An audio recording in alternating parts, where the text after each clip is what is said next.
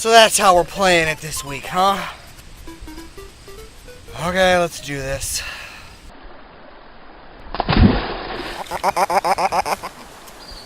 Super Mario Land 2, 6 golden coins. That's just not a mouthful, it's a memory. While the Jumpstart games and M&M's The Lost Formulas may have been my first computer games, and Ocarina of Time was my first console game, this was among my first handheld games I ever played, along with the first Super Mario Land and Kirby's Dream Land. The original Game Boy was a huge part of my young teenage years, as we took long car trips to visit my grandparents, trying to hold the screen at just the right angle to see everything.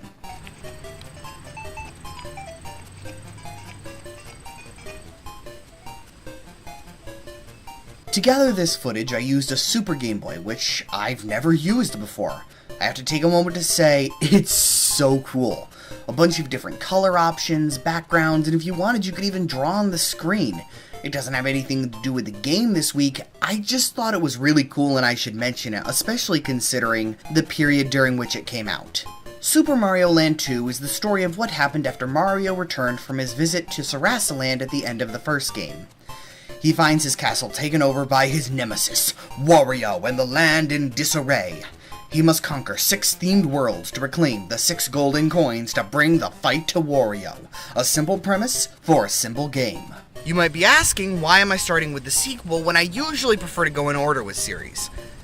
Well, while I do have fond memories of playing through and getting very frustrated with the first game in the series, the second one is the one that I still remember so fondly that I actually play it to this day. I bought a digital copy for my 3DS. The theming of each world is creative and entertaining, and the game is quick and easy enough to pick up and experience, either in small bits of time where you beat a few levels, or you can just blow through the game and get just as much fun out of it. If I was ever going to dedicate the time and energy to learn how to speedrun a game, this would be that game. There's one big complaint about the game to get out of the way from the outset, though. This game is easy. Really easy. Bits of it are more challenging, but playing through the game, I died more to my own recklessness, and the Retron simply eating some inputs than anything else during the main game. For anyone looking for a challenge in this game, I would recommend a fun way to play that I usually set for myself, the Pacifist Run. You cannot kill any enemies except the bosses, because Mario is the good guy. Because it said in the first game that all blocks are the Helpless Kingdom residents, you also can't break any blocks or hit question mark blocks. They haven't been changed back yet. Wario can't know you're coming either, so you can't ring any bells, either to mark a halfway point in a level or to get the bonus game at the end of levels. If you accidentally do any of these things, you must take a hit. If you have a mushroom or other item, then you just shrink, but if you're Small Mario, that means you're losing a life. And since you can only pick up coins laying around the world that aren't blocks, lives are a precious resource, more than in any other Mario game. My only other rule is you can jump on a turtle once, since it doesn't kill them, it just makes them retreat. Knocking away the shell is a kill, however. Go commit seppuku, you murderer. I didn't do this particular type of run for the review, though. The reason was twofold. The first is, it's difficult, and it would have taken a really long time, but more importantly, either the classic controller that I was borrowing or the Retron itself was just eating my inputs at random times. That run requires precision. It requires when you press a button, that button goes through without fail because lives are such a precious commodity. So to suddenly lose a life because something willed it wouldn't have gone down very well and frankly would have been a run killer. If you would like to try it for yourself, definitely do it on the original Game Boy, the Color, or the 3DS remake. But enough about how I like to make life difficult for myself.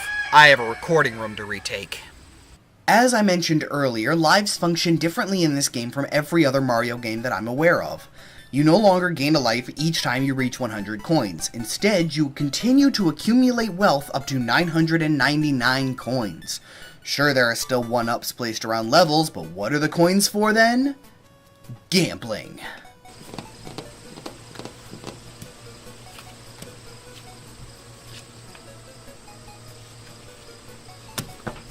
Hit me.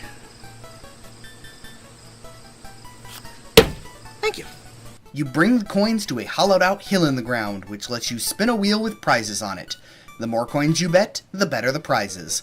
Lives shouldn't be a big deal to a casual player though, due to the ease of the game overall.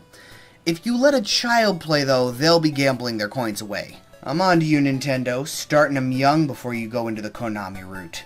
The first world is the Tree Zone. You start out at the base of the tree in the wetlands, jumping frogs, dragonflies, and I'm not sure what that's supposed to be, honestly. From there, you work your way up the inside of the tree, across the leaves to face the boss. This is what I was alluding to earlier. Every level within the world has a distinctive theme and tells a progressive story. They can each feel unique while remaining part of a whole. At the top of the tree, you fight off an enraged mother bird so you can break open that egg and reveal a golden coin inside. 1 world down, 5 to go.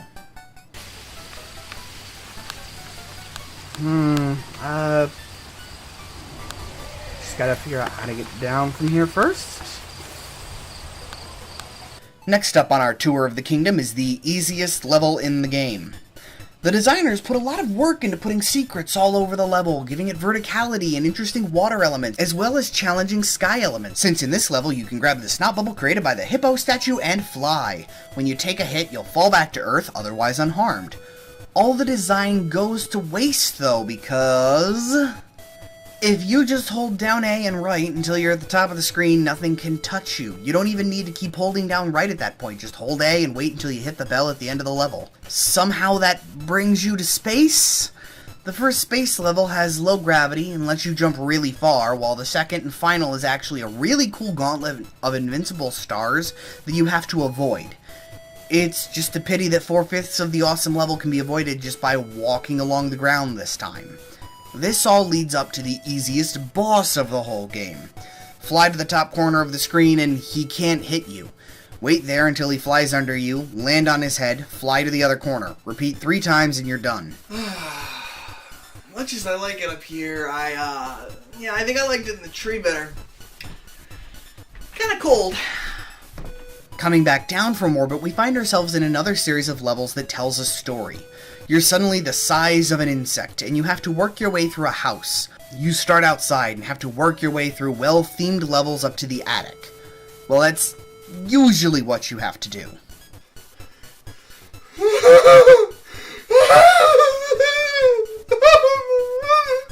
Most worlds have a secret level somewhere within them. For every other world, the extra level is an off-theme one that lets you collect a bunch of coins and extra lives.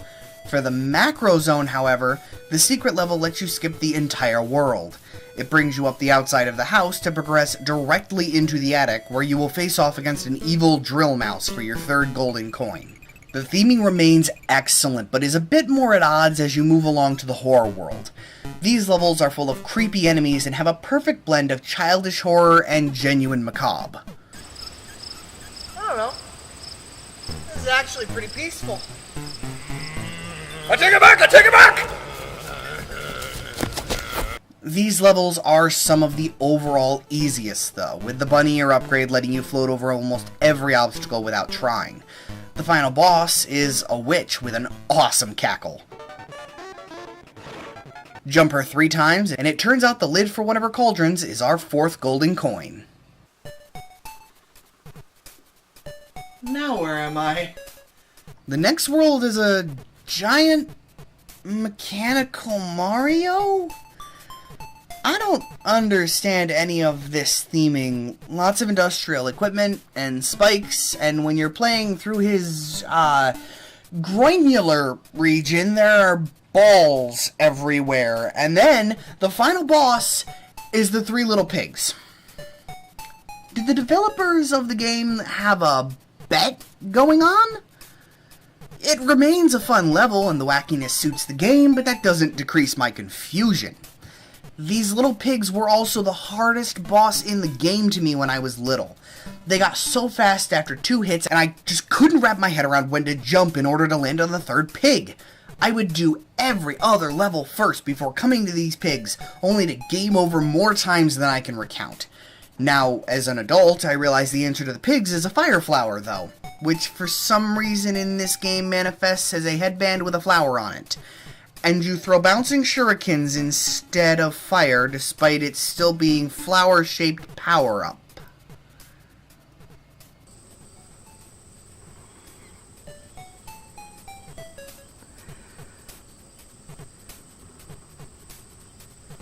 So I guess the joke I was going to make about frying up some bacon doesn't really work. The point is, each shuriken that hits counts as half a jump, so 6 shurikens is a defeated boss. On most bosses, that's hard to land, especially since you can only have 2 shurikens on the screen at any one time.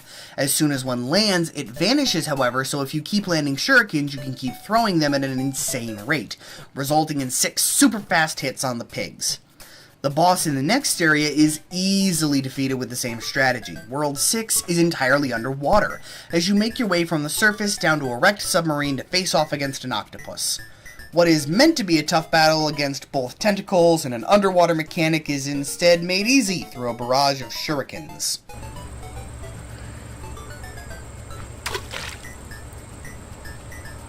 With all 6 golden coins gathered, you can at last enter your kidnapped castle to face your nemesis. But remember how I said the game was probably too easy? Forget that, buddy. The last level's punishingly hard. Wait, what? I'm not sure why, after an easy game clearly meant for a younger crowd, this last level is suddenly so difficult. Hard rooms that you need to know exactly what's coming to stand any chance, culminating in a series of mini-bosses that bounce around the room like a deadly screensaver, followed by a 3-part boss fight. And if you die at any point, then it's back to the start for you. Ran off and ends because you took damage, and momentum is maintained while in invincibility frames. To the start with you. Your jump input got eaten. To the start. Mistimed this awful blind jump. Do it again. Pass through a solid platform that has happened to me twice with no explanation. Guess who's beginning again? You! Got all the way to the final boss, putting your stress over not dying and doing it all over again. You mistime your jump and die after all? Start over again. It's not the hardest level Nintendo would ever release for a Mario game, but it is really a challenge, especially after all those easier levels. The only tips I can give you are that in this room, hold down B and run left. It will look like you're going to be hit, but don't chicken out and you'll be fine. And in this room, jump the middle floor panel between each lowered area. If you don't do that, this fist will come out, and if you can figure out how to get under the fist without getting hit, please pass along your wisdom, senpai. It's been over a decade and I still can't figure it out. Beyond that, the level is just a tense mixture of knowing when to jump and run with confidence, and when to hold back and wait. It's trial and error for parts, but when you finally get that perfect run of the castle, get through everything, and beat all 3 stages of Wario's fight, it feels amazing. The castle magically returns from being evil and is yours once again.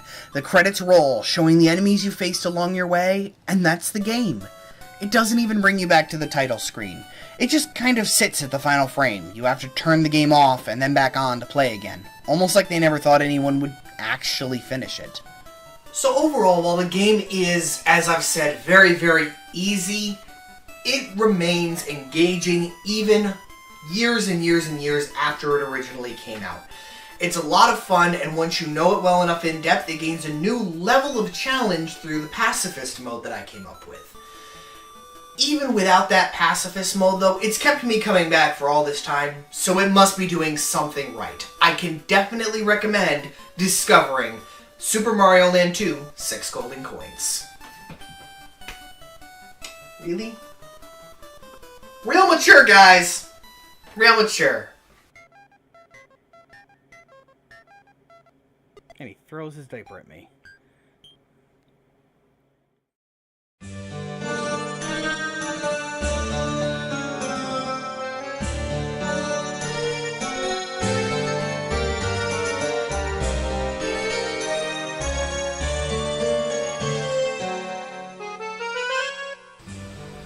This grass that I'm sitting in is making me really itchy from having laid down. Yay.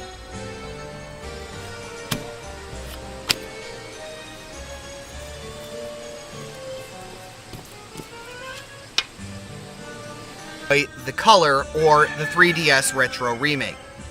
Shut up! I hate you. How's it look? Leafy.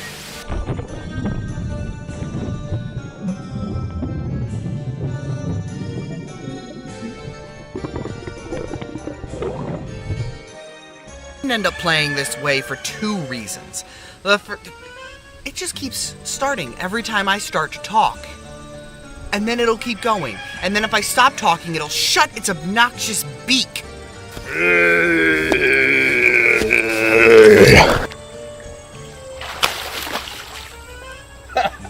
Come out here. Let the fox eat you. Well, I was going to go over to the flower and record, but yeah, that's just all around the flower.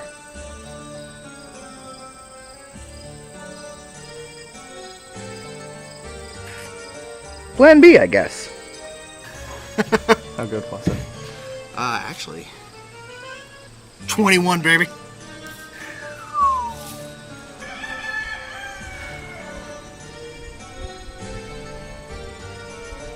Wait, what? Yeah, that will be the line rate for both the dogs.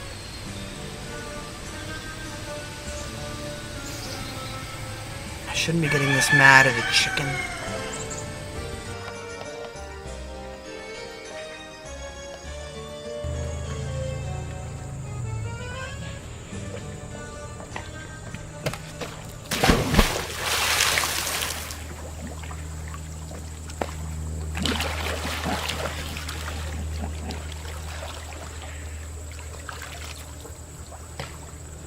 Alright, where's that towel?